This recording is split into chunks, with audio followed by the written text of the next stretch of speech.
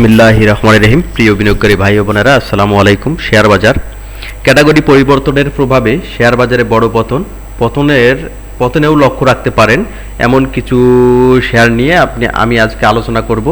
আপনারা জানেন শেয়ার বাজারে টানা পতন হয়েছে এবং পতনের মূল কারণ হচ্ছে শেয়ার বাজারে ক্যাটাগরি পরিবর্তন, অর্থাৎ 27টি কোম্পানির শেয়ার জেড ক্যাটাগরিতে স্থানান্তর হওয়ার কারণেই মোটামুটি শেয়ার বাজারে কিন্তু বড় ধরনের পতন হয়েছে এবং এর মাঝেও কিছু জেড ক্যাটাগরিতে শেয়ার যাওয়ার কিছু শেয়ারে আজকে কিন্তু মোটামুটি অনেক লেনদেনও হয়েছে এবং বেশ কয়েকটা শেয়ার ডাউন ট্রেন থেকে আপ ট্রেনেও গেছে, আপনারা লক্ষ্য করছেন।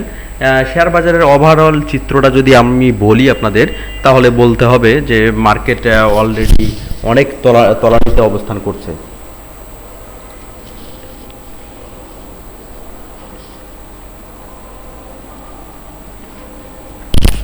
আপনার ইন্ডেক্স দেখবেন আজকে কিন্তু ইন্ডেক্স কিছুটা বেড়েছে এবং মাসের শেষের দিকে আসছি আমরা, সেপ্টেম্বর মাসের কালকে ট্রেড হবে। তো এখানে আরও একটি বিষয় আপনাদের সামনে বলতে চাই, সেটি হচ্ছে মোটামুটি আপনারা জানেন যে মান্থ ক্লোজিংয়েরও একটি বিষয় থাকে এবং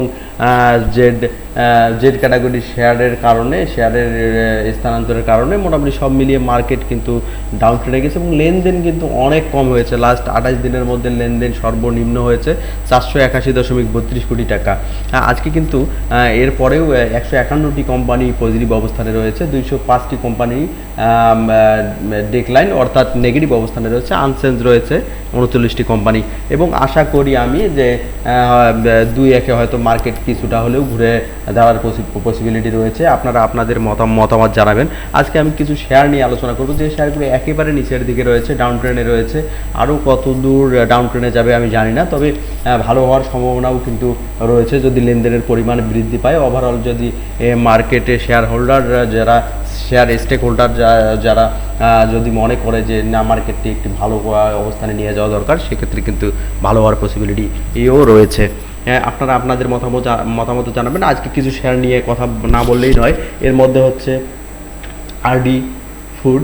এই শেয়ারটি দেখেন আপনারা কি পরিমাণ ডাউন ট্রেনে চলে আসছে। আপনারা টেকনিক্যাল চার্টটি দেখলেই বুঝবেন যে একেবারে ডাউন ট্রেনে রয়েছে শেয়ারটি। বর্তমান মার্কেট প্রাইস রয়েছে 24 টাকা 30 পয়সায়। আরও কতটুকু নামবে আমি জানি না, তবে আপ ট্রেনে গেলে এই শেয়ারগুলো মোটামুটি ভালো করারও পসিবিলিটি রয়েছে। এই শেয়ারটি আপনারা লক্ষ্য রাখতে পারেন, একেবারেই ডাউন ট্রেনে রয়েছে। ডাউন ট্রেন মোটামুটি একটা রেজিস্ট্যান্স, ডাউন ট্রেনে যদি একটু রেজিস্ট্যান্স ক্রিয়েট করে তাহলে শেয়ারটিতে এন্ট্রি নেওয়ার মনে হয় যে ভালো হবে। এরপরে আমি কথা বলবো জিএইচসিএল এই শেয়ারটি নিয়ে। এই শেয়ারটি আজকে কিছুটা হলেও আপ ট্রেনে গিয়েছে। গত দিনে আপনারা জানেন যে এই শেয়ারটি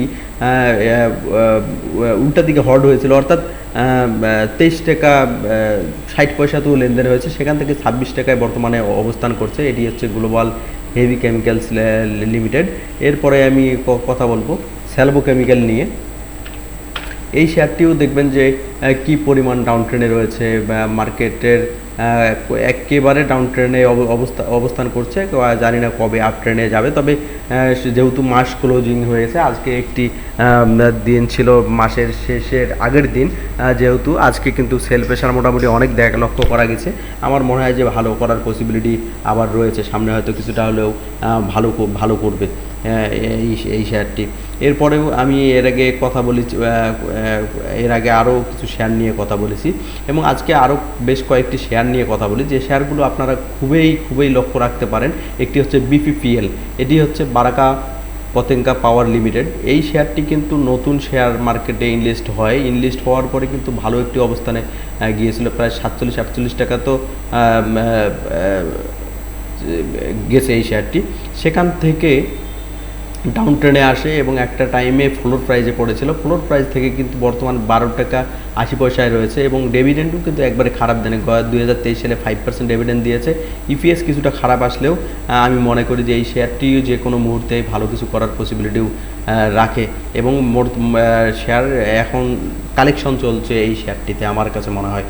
এরপরেও আমি আরও কিছু শেয়ার নিয়ে কথা বলবো। এর আগেও বলেছি আমরা টেক, এই শেয়ারগুলো কিন্তু বটমে রয়েছে।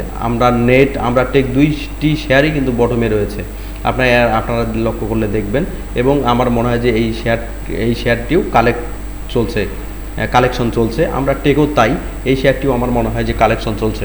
আপনারা আপনাদের মতামত জানাবেন, অবশ্যই জানাবেন। আমরা টেকের কিন্তু শেয়ার সংখ্যা খুব বেশি না, 6,47,00,000 শেয়ার আমরা টেকের, এবং 2023 সালে কিন্তু 10% ক্যাশ ডিভিডেন্ড দিয়েছিল। এমন একটি শেয়ারের বর্তমান মূল্য হচ্ছে 20 টাকা 40 পয়সা। তবে এই শেয়ারটি এখনও কিন্তু কালেকশন চলছে। ইপিএস নেগেটিভ দিলেও ইপিএস প্রিভিয়াস ইয়ার থেকে নেগেটিভ আসলেও ইপিএস কিন্তু নেগেটিভ না। 6 পয়সা দিয়েছে থার্ড কোয়ার্টারে, সেকেন্ড কোয়ার্টারে 4 পয়সা, ফার্স্ট কোয়ার্টারে 19 পয়সা দিয়েছে এখন পর্যন্ত ইপিএস। এবং যার টোটাল শেয়ারের 6,47,00,000 মধ্যে রয়েছে পাবলিকের হাতে 2,28,00,000, ইনস্টিটিউটে 2,25,00,000। এই শেয়ারগুলো কিন্তু আপনারা লক্ষ্য রাখতে পারেন লো ফেডের মধ্যে আপনারা লক্ষ্য রাখতে পারেন। Anwar galvanizing, paper প্রোক,